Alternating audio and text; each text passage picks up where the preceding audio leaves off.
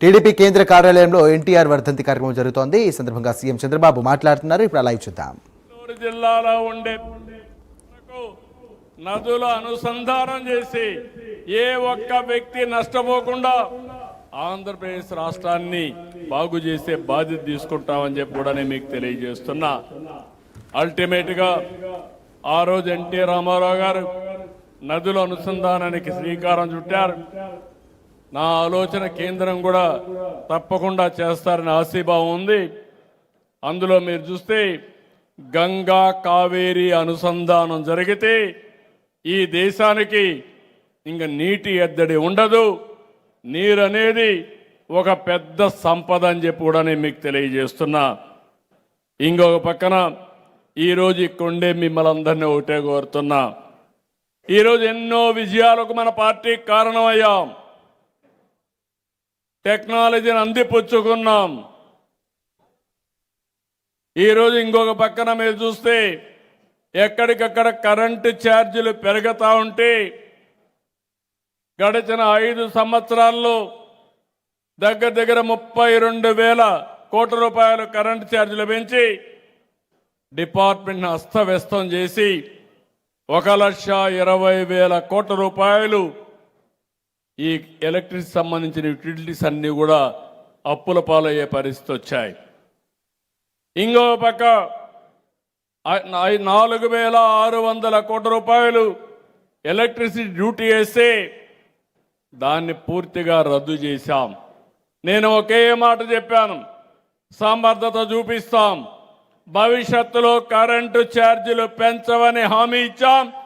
ఆ హామీకి కట్టుబడి కరెంటు ఛార్జీలు పెంచమని మరొక్కసారి మీ అందరికీ విజ్ఞప్తి చేస్తున్నా.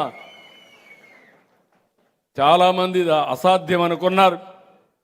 ఈ సంవత్సరమే 39 పైసలు మనం ప్రొక్యూర్మెంట్ కాస్ట్ తగ్గించాం ఒక్కొక్క యూనిట్కి.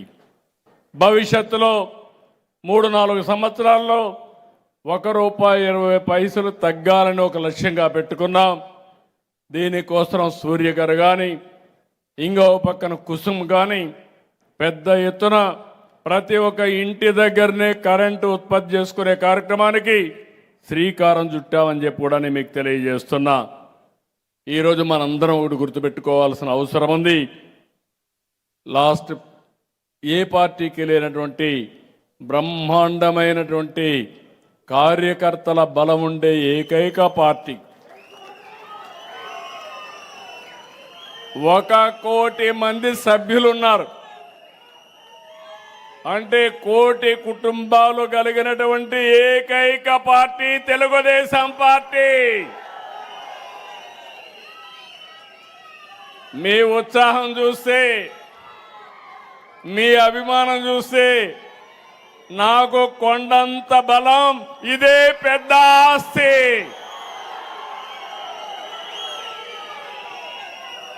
ఎంతో మంది కోట్ల రూపాయలు ఉంటాయి కానీ 1 కోటి కుటుంబాలు కలిగిన ఏకైక కుటుంబం ఉండడం నా అదృష్టంగా భావిస్తున్నా.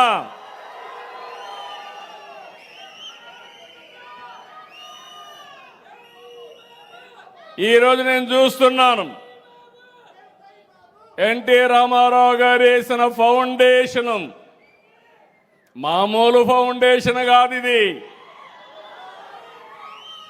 ఎవరైనా తెలుగుదేశం పార్టీ పని అయిపోయిందంటే వాళ్ళ పని అయిపోయింది తప్ప తెలుగుదేశం పార్టీ మాత్రం చెక్కు చెదరలేదు, చెక్కు చెదరదు. 82లో ప్రారంభించాం, 2026కు వచ్చాం. ఇంకో పక్క మీరు చూస్తే ఎన్నో రాజకీయ పార్టీలు ఉన్నాయి, ఎన్నో ప్రాంతీయ పార్టీలు ఉన్నాయి. దేశ రాజకీయాల్లో చక్రం తిప్పిన పార్టీ తెలుగుదేశం పార్టీ. ఇప్పుడు మీరు చూశారు, ఏవీలో చూశారు, 35 మంది పార్లమెంటు సభ్యులతో 85లో ప్రతిపక్ష హోదా నిర్వహించిన party Telugu Desam party. National front పెట్టి దానికి చైర్మన్ గా ఎన్టీ రామారావు గారుండి యాంటీ కాంగ్రెస్ పోరాటం చేసి ప్రభుత్వాన్ని ఏర్పాటు చేసిన స్ఫూర్తిదాయకమైన నాయకుడు నందమూరి తారక రామారావు గారు. ఆ తర్వాత యునైటెడ్ ఫ్రంట్ 2 సార్లు గవర్నమెంట్లు ఏర్పాటు చేయడంలో నేను కన్వీనర్గా పనిచేశాను. ఆ తర్వాత చూస్తే వాజ్పేయి గారి పీరియడ్లో 6.5 సంవత్సరాలు ప్రభుత్వం ఒక స్థిరమైన ప్రభుత్వాన్ని ఇచ్చి దేశానికి ఒక దశ దిశ చూపించిందంటే అది తెలుగుదేశం పార్టీ. తర్వాత ఇప్పుడు కూడా నరేంద్ర మోడీ గారి నాయకత్వాన్ని పూర్తిగా సహకరిస్తూ తెలుగుదేశం పార్టీ ఒక కీలకమైన పాత్ర పోషిస్తున్నాం. ఏ రోజు మనం అధికారం కోసం ఆశపడలేదు. దేశం బాగుండాలి, రాష్ట్రం ముందుకు తీసుకెళ్ళాలి, తెలుగు జాతి ప్రపంచంలోనే నెంబర్ 1 కావాలని ఏకైక సంకల్పంతో ముందుకు పోతున్నాం. అలాంటి పార్టీని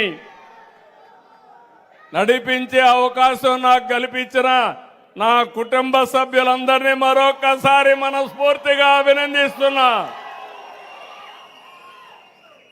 ఎలాంటి కుటుంబం అంటే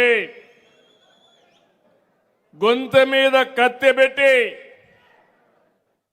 తెలుగుదేశాన్ని వదిలిపెట్టమంటే జై తెలుగుదేశం, జై సిబిఎన్ అని ప్రాణాన్ని వదిలిపెట్టిన పార్టీ, కార్యకర్తలున్న పార్టీ. ఎక్కడా ఇలాంటి